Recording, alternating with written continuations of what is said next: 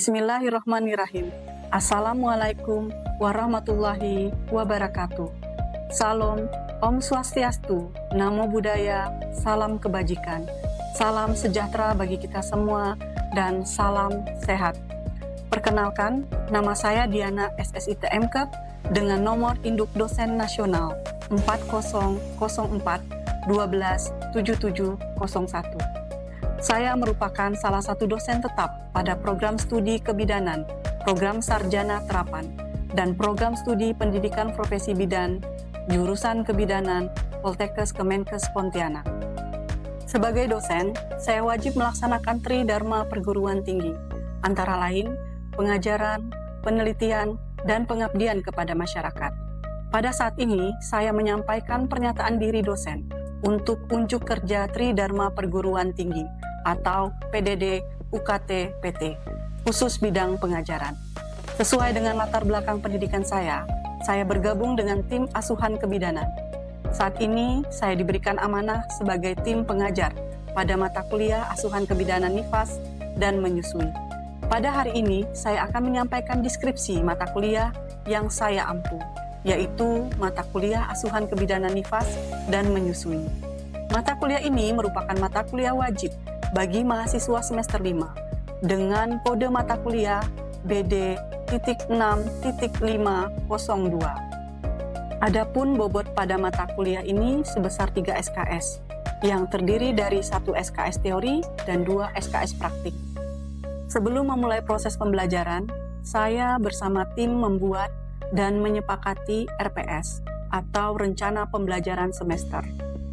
Setelah mengikuti mata kuliah ini, mahasiswa mampu mengaplikasikan asuhan kebidanan dengan memanfaatkan iptek pada ibu nifas dan menyusui pada kondisi normal serta secara profesional, dan asuhan komplementer kebidanan serta mampu beradaptasi dengan berbagai situasi secara tepat dengan menggunakan manajemen kebidanan pada tatanan pelayanan kesehatan primer, sekunder, dan tersier. Capaian pembelajaran lulusan atau CPL program studi kebidanan program sarjana terapan adalah 1. Mampu melakukan asuhan kebidanan komprehensif dengan pendekatan manajemen kebidanan holistik pada ibu nifas dan ibu menyusui, termasuk asuhan kebidanan dengan pendekatan metode komplementer pada ibu dan anak, sesuai dengan standar profesi, nilai-nilai profesionalisme, serta beradaptasi terhadap situasi yang dihadapi. Kedua, mampu mengaplikasikan pelayanan perencanaan keluarga, pelayanan kontrasepsi, kesehatan reproduksi pada perempuan, serta keluarga dalam asuhan kebidanan dengan pendekatan metode komplementer pada ibu dan anak, secara komprehensif, sesuai standar profesi dan nilai-nilai profesionalisme. Yang ketiga, mampu melakukan promosi, prevensi, edukasi, konseling advokasi pada pelayanan kebidanan bagi perempuan, keluarga, kelompok masyarakat dalam asuhan kebidanan dengan pendekatan metode komplementer pada ibu dan anak, serta memilih berbagai alternatif solusi dengan menunjukkan sikap menghargai keanekaragaman budaya dan kerjasama sesuai dengan standar profesi dan nilai-nilai profesionalisme. Yang keempat, mampu menggunakan iptek, termasuk metode komplementer dalam pelaksanaan asuhan kebidanan sesuai dengan standar profesi dan nilai-nilai profesionalisme kelompok dan organisasi. Capaian pembelajaran mata kuliah atau CPNK asuhan kebidanan nifas dan menyusui adalah 1. Mahasiswa mampu memahami konsep dasar masa nifas. Yang kedua, mahasiswa mampu memahami manajemen laktasi dan menyusui. Yang ketiga, mahasiswa mampu memahami kebutuhan dasar ibu masa nifas dan menyusui. Yang keempat, mahasiswa mampu melakukan pengkajian terhadap masalah pada masa nifas dan menyusui.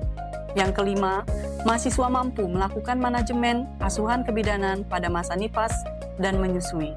Yang keenam, mahasiswa mampu melakukan dokumentasi praktik asuhan nifas dan menyusui. Berikut ini saya akan sampaikan deskripsi mata kuliah asuhan kebidanan nifas dan menyusui. Ruang lingkup yang menjadi bahan kajian dari mata kuliah ini meliputi pengertian masa nifas, proses laktasi dan menyusui, respon orang tua terhadap bayi baru lahir, perubahan fisiologis pada masa nifas, proses adaptasi psikologis ibu pada masa nifas, kebutuhan dasar ibu pada masa nifas, asuhan ibu pada masa nifas normal dan asuhan komplementer, merumuskan diagnosa masalah, merencanakan asuhan kebidanan, pelaksanaan asuhan kebidanan, evaluasi asuhan kebidanan, tindak lanjut masa nifas di rumah, cara deteksi dini komplikasi pada masa nifas, dan penanganannya. Kemudian, dokumentasi asuhan dalam bentuk laporan asuhan kebidanan pada masa nifas. Sistem pembelajaran menggunakan metode blended learning, di mana pendekatan ini mengintegrasikan komponen asinkronus atau tatap muka di ruang kelas manapun, dan menggunakan tools web conference seperti Google Meet dan Media Zoom. Pembelajaran secara sinkronus melalui WhatsApp Group, Google Classroom untuk memfasilitasi diskusi dan penugasan secara mandiri. Dalam pengumpulan tugas mandiri atau kelompok, kami menggunakan sistem paperless dengan menggunakan aplikasi seperti Google Drive dan LMS. Salah satunya adalah OneGate Edu System atau OGES. Adapun bahan kajian pada mata kuliah asuhan kebidanan nifas dan menyusui antara lain: 1. Konsep dasar masa nifas. 2. Proses laktasi dan menyusui. 3. Respon orang tua terhadap bayi baru lahir. 4. Perubahan fisiologis pada masa nifas. 5. Proses adaptasi fisiologis pada masa nifas. 6. Kebutuhan dasar ibu pada masa nifas. 7. Asuhan masa nifas normal sebagai berikut: pemeriksaan fisik, pendidikan kesehatan, postnatal, meses, ratus vagina, bengkung, dan postnatal yoga. 8. Program tindak lanjut asuhan nifas di rumah. 9. Deteksi dini komplikasi pada masa nifas dan penanganannya. 10. Asuhan kebidanan komplementer pada masa nifas. 11. Pendokumentasian asuhan masa nifas. Mata kuliah ini ditempuh dalam satu semester dengan 16 kali pertemuan, terdiri dari 14 kali pertemuan tatap muka, 1 kali ujian tengah semester, dan 1 kali ujian akhir semester. Pada ujian akhir semester, dilakukan penilaian secara teori maupun penilaian praktik. Pembelajaran ini menggunakan metode DIE atau Delivery, Interaction, dan Assessment. Yang pertama, Delivery.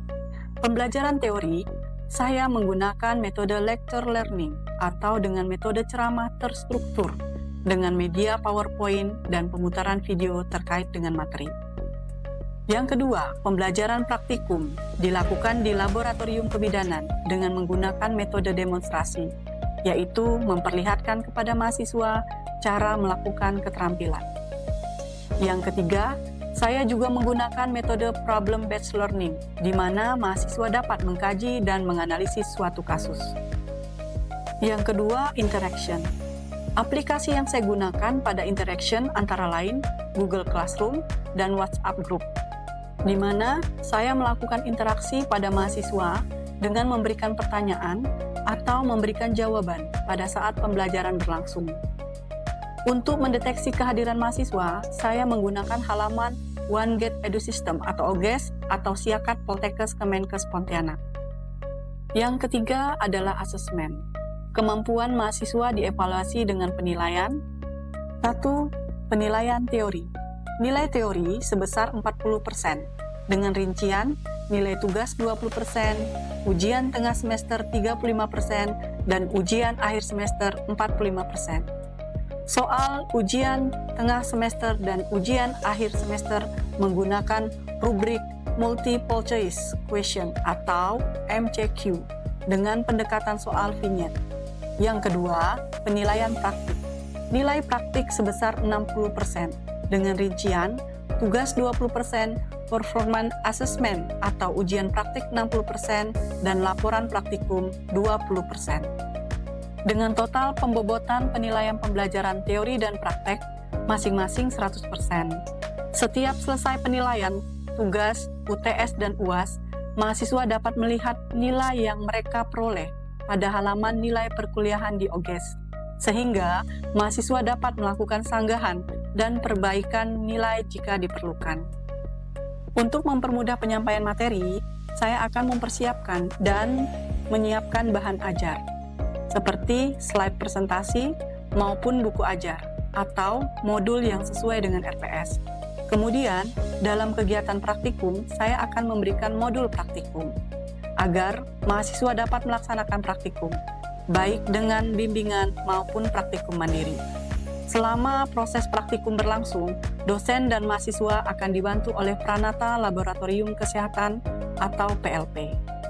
Terakhir, referensi yang saya gunakan dalam perkuliahan ini terdiri dari referensi utama, seperti modul standar pelayanan kebidanan dari regulasi dan jurnal penelitian dosen yang diintegrasikan ke dalam RPS yang terkait dengan asuhan kebidanan nifas dan menyusui, serta asuhan kebidanan komplementer, pedoman praktikum sesuai standar pelayanan kebidanan, dan masih banyak lagi referensi pendukung mata kuliah asuhan kebidanan nifas dan menyusui.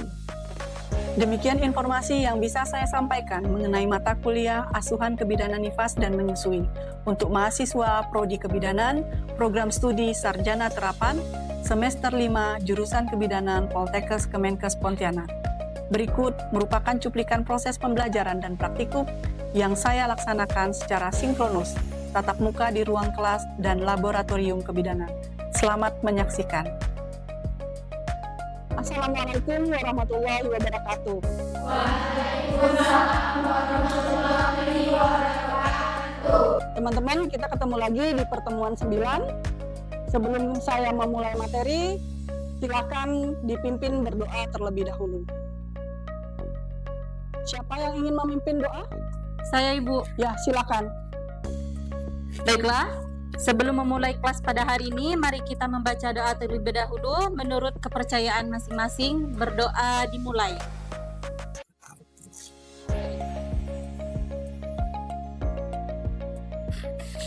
Berdoa selesai. Silakan teman-teman untuk mengisi daftar absensinya di link OGS masing-masing. Baik, sebelum kita masuk pada materi berikutnya, apakah ada yang ingin mereview materi sebelumnya? Ya, Bu. Ya, silakan. Baik, untuk pertemuan sebelumnya kita belajar tentang masa nifas. Jadi masa nifas itu adalah masa pemulihan pasca persalinan hingga seluruh organ reproduksi seorang wanita itu pulih kembali sebelum kehamilan berikutnya. Biasanya berlangsung sekitar 6-8 minggu. Lalu kemarin juga kita sudah belajar tentang pemeriksaan pada saat nifas, yaitu terdiri dari pemeriksaan umum, pemeriksaan fisik, dan pemeriksaan penunjang. Baik, terima kasih Devita. Apakah ada yang ingin menambahkan? Saya, Ibu. Silakan. Jadi pemeriksaan umum pada masa nifas yaitu ada tanda-tanda vital yang terdiri dari tekanan darah, nadi, suhu, dan pernafasan. Kemudian ada pemeriksaan fisik, ada pemeriksaan payudara, pemeriksaan abdomen, pemeriksaan lokia, dan pemeriksaan perineum. Terima kasih Devita dan Clara yang sudah menyampaikan review materi minggu lalu. Baik, saya harap kalian bisa mengikuti materi selanjutnya dengan cermat ya. Materi hari ini adalah mengenai pemeriksaan payudara pada ibu nifas. Saya ulangi lagi bahwa yang dimaksud masa nifas adalah masa pemulihan pasca persalinan hingga seluruh organ reproduksi wanita pulih kembali sebelum kehamilan berikutnya. Masa nifas ini berlangsung antara 6-8 minggu. Untuk proses pemulihan meliputi yang pertama adalah pengembalian organ reproduksi ke kondisi sebelum hamil ya. Jadi uterus kita yang tadinya membesar menjadi mengecil seperti sebelum hamil. Kemudian perubahan hormon untuk mendukung laktasi. Nah, pada proses masa nifas ini ada hormon yang akan bekerja untuk memproduksi ASI dan mengeluarkan ASI. Kemudian penyesuaian psikologis menjadi seorang ibu. Artinya dari si ibu hamil sampai dengan mempunyai anak, dia akan memiliki perubahan psikologis, antara lain adalah peran menjadi seorang ibu.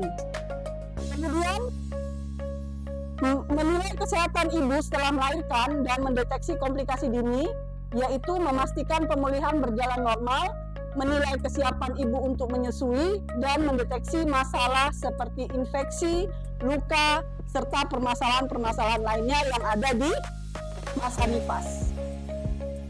Nah, tadi sudah disebutkan bahwa salah satu pemeriksaan yang dilakukan pada masa nifas adalah pemeriksaan fisik. Pemeriksaan fisik itu terdiri dari pemeriksaan umum, pemeriksaan khusus, dan pemeriksaan penunjang. Jika dilihat di sini, pemeriksaan yang dilakukan pada ibu nifas, salah satunya adalah pemeriksaan payudara. Ya, betul sekali. Apa yang dimaksud dengan pemeriksaan payudara? Pemeriksaan payudara merupakan salah satu bagian penting dari pemeriksaan masa nifas. Kemudian dilakukan melalui inspeksi. Inspeksi itu artinya mengobservasi langsung, melihat langsung, ya. Kemudian yang kedua adalah palpasi. Palpasi ini adalah melakukan perabaan atau dengan sentuhan. Tujuan dari pemeriksaan ini adalah untuk memastikan kesiapan menyusui dan mendeteksi komplikasi seperti mastitis, bendungan ASI, puting susu lecet, serta permasalahan-permasalahan yang terkait dengan proses laktasi. Nah, apa yang dilakukan pada saat inspeksi payudara? Yaitu adalah inspeksi payudara. Inspeksi payudara adalah proses observasi visual untuk melihat tanda-tanda kelainan pada payudara ibu nifas. Apa saja sih yang perlu kita lihat pada saat inspeksi? Yang pertama adalah payudaranya simetris atau tidak, di mana payudara itu dilihat bentuknya, kemudian samar antara payudara kiri atau payudara kanan, ya. Kemudian yang dilihat lagi adalah warna kulit. Apakah terjadi perubahan warna kulit pada payudara ibu tersebut? Salah satunya adalah berwarna kemerahan yang menandakan bahwa payudara tersebut mengalami inspeksi. Kemudian kondisi puting susu. Nah, kondisi puting susu ini berbeda-beda antara ibu nifas yang satu dengan yang lainnya. Salah satunya bisa kita lakukan inspeksi apakah ada puting susu yang lecet, kemudian keretakan pada puting susu, atau bentuk puting susu yang tidak biasa, yang datar maupun yang tenggelam. Selanjutnya yang dimaksud dengan pemeriksaan palpasi payudara yaitu adalah meraba payudara untuk mendeteksi adanya massa, kekerasan atau nyeri. Jadi dilakukan palpasi agar kita bisa menilai apakah pada payudara ibu tersebut mengalami permasalahan, salah satunya terdapat benjolan-benjolan yang ada di sekitaran payudara. Ini dilakukan dengan menggunakan ujung jari untuk meraba keseluruhan bagian payudara secara sistematis. Kenapa menggunakan ujung jari? Karena payudara ibu nifas, ya, dia membentuk ASI, sehingga payudara itu dalam kondisi kencang, ya, dalam kondisi bengkak. Makanya kita menggunakan 3 jari atau menggunakan sisi jari yang dibuka itu. Langkah-langkahnya adalah 1. Mencuci tangan. Berapa langkah? 6 langkah, yaitu cuci tangan sebelum melakukan palpasi. Yang kedua, pastikan ibu dalam posisi nyaman, berbaring atau duduk. Bisa ditanya kepada ibunya, apakah ibu mau posisi berbaring ataupun mau posisinya duduk, ya, senyaman mungkin. Kemudian langkah ketiga adalah gunakan ujung jari untuk meraba payudara mulai dari tepi luar menuju puting. Ujung jari. Jadi menggunakan ujung jari, 3 ujung jari untuk meraba payudara mulai dari tepi sampai ke puting susu, mengarah ke puting susu. Yang keempat, lakukan palpasi secara melingkar dan mengikuti pola garis. Kemudian yang kelima adalah periksa area ketiak untuk mendeteksi pembesaran kelenjar getah bening, ya. Jadi di area ketiak juga dilakukan pemeriksaan sehingga memastikan apakah ada benjolan di area getah bening ibu tersebut. Nah, ini untuk hasil dari inspeksi dan palpasi. Bisa dilihat di sini bahwa hasil kalau dia normal, payudaranya terasa lunak atau sedikit mengeras karena memproduksi ASI. Kemudian tidak ada massa atau benjolan atau nyeri pada saat melakukan palpasi. Kemudian puting tidak mengalami lecet atau retakan, jadi putingnya menonjol, kemudian tidak ada retakan ataupun tidak ada lecet pada puting susu. Hasil abnormal yaitu ditemukan payudara bengkak, keras atau nyeri hebat. Kemungkinan terjadi mastitis pada payudara. Kemudian adanya benjolan atau massa pada payudara. Yang ketiga, puting susunya lecet, berdarah, atau keluar nanah dari puting susu. Ya, kesimpulan pada materi hari ini adalah pemeriksaan payudara melalui inspeksi dan palpasi pada ibu nifas sangat penting dilakukan untuk mendukung laktasi dan mencegah komplikasi seperti mastitis dan abses. Kemudian yang kedua adalah pemeriksaan ini harus dilakukan secara rutin dan teliti agar ibu nifas dapat menyusui dengan nyaman dan aman. Selanjutnya saya akan menampilkan pemutaran video tentang pemeriksaan payudara pada ibu nifas. Mohon disimak dengan baik. Kita lakukan pemeriksaan di daerah dada. Pemeriksaan dada kita lakukan dengan meminta izin untuk membuka pakaian ibu. Ibu mohon maaf, bisa dibuka pakaiannya, sama periksa ya di bagian ya.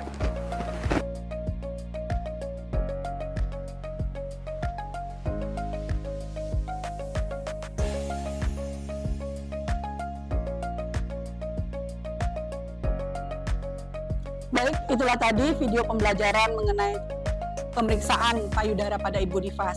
Apakah ada yang ingin didiskusikan? Saya Bu, Silakan Nur Malasari. baik Bu. Saya masih kurang jelas mengenai apa itu tujuan dari pemeriksaan payudara pada ibu nifas. Bu. Baik, siapa yang ingin menanggapi pertanyaan dari Nur Malasari? Saya Ibu. Silakan Vinka. Nah, jadi untuk menjawab dari pertanyaan Nur Malasari, yaitu yang pertama kita harus memantau produksi ASI, di mana kita memastikan produksi air susu ibu itu berjalan lancar dan produksi ASI-nya cukup atau tidak kurang. Nah, kemudian yang kedua itu mencegah dan mengatasi infeksi, seperti infeksi payudara yang seperti ibu jelaskan tadi. Kemudian yang ketiga mencegah pembengkakan berlebihan, sehingga memberikan rasa nyaman pada ibu nifas. Ya, terima kasih Vinka atas jawabannya. Jadi saya simpulkan bahwa tujuan dari pemeriksaan payudara pada ibu nifas yaitu adalah untuk memastikan kesiapan si ibu dalam proses laktasi dan memastikan permasalahan-permasalahan yang ada dalam proses laktasi. Saya rasa cukup sekian pertemuan kita hari ini. Terima kasih atas partisipasi teman-teman dalam proses pembelajaran hari ini.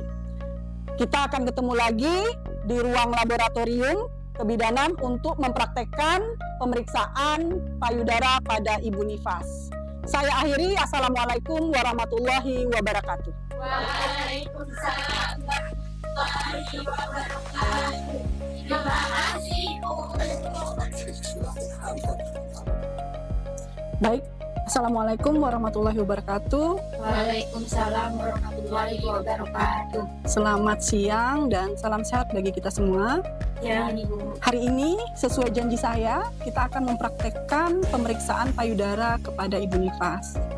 Nah, sebelum melakukan pemeriksaan payudara, hal-hal yang harus diperhatikan adalah kenyamanan pasien ya. Kita harus melakukan komunikasi secara efektif kepada pasien agar tindakan yang kita lakukan dapat dilihat dan dapat dicermati oleh pasien. Selamat siang. Benar ini dengan Ibu Ria? Ya, Ibu Ria, saya akan melakukan pemeriksaan payudara kepada Ibu untuk melihat proses laktasi berjalan lancar dan tidak ada komplikasi pada masa nifas ini, ya. Baik, sebelum melakukan pemeriksaan payudara, terlebih dahulu kita harus mencuci tangan.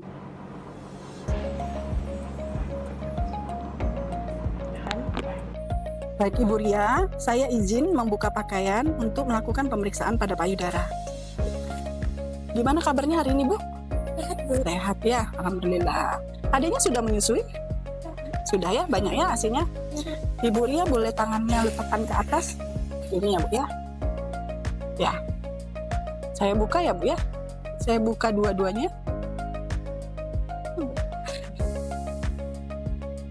Nah, Ini payudara ibu simetris ya Bu ya. Yang kanan dan yang kiri besarnya sama. Kemudian payudaranya tidak ada warna yang kemerahan ya. Kemudian puting susunya juga bagus menonjol ya Bu ya. Saya sentuh dengan melakukan pemeriksaan ya Bu. Kalau saya raba seperti ini sakit Bu? Tidak. Kalau seperti ini?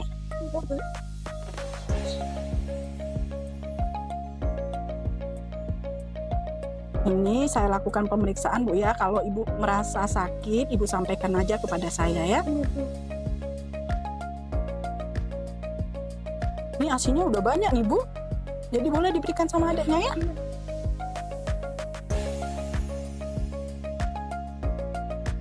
Sebelah kanan sakit nggak? Nggak sakit ya? ASINya juga sudah mulai banyak nih Bu, sebelah kanan ya. Nanti boleh adiknya diberikan ASI ya. Baik, pemeriksaannya sudah selesai Bu. Tidak ada permasalahan pada payudara Ibu ya. Nanti boleh sesering mungkin memberikan ASI kepada bayi ya Bu ya. Ya. Dari hasil demonstrasi yang saya lakukan, apakah ada yang ingin ditanyakan? Izin Bu, saya ingin menanya. Ya, silakan Eha.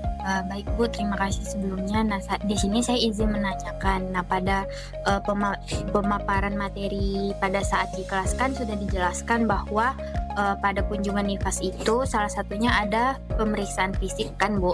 Nah, di situ kan ada pemeriksaan palpasi yang seperti sudah Ibu demonstrasikan tadi.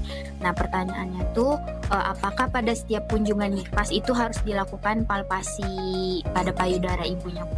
Ya, palpasi atau pemeriksaan pada payudara itu harus dilakukan kepada ibu nifas, baik dia kunjungan nifas pertama sampai dengan kunjungan nifas ketiga, ya, agar kita dapat melihat proses laktasinya berjalan lancar dan men-screening masalah-masalah yang terjadi pada masa nifas, terutama pada payudaranya ya. Saya rasa sudah yang disampaikan oleh Fitri sudah jelas ya Sandu. Nah, untuk pertemuan kali ini saya cukupkan sekian. Mungkin bisa dari salah satu dari kalian menyimpulkan kegiatan praktikum hari ini.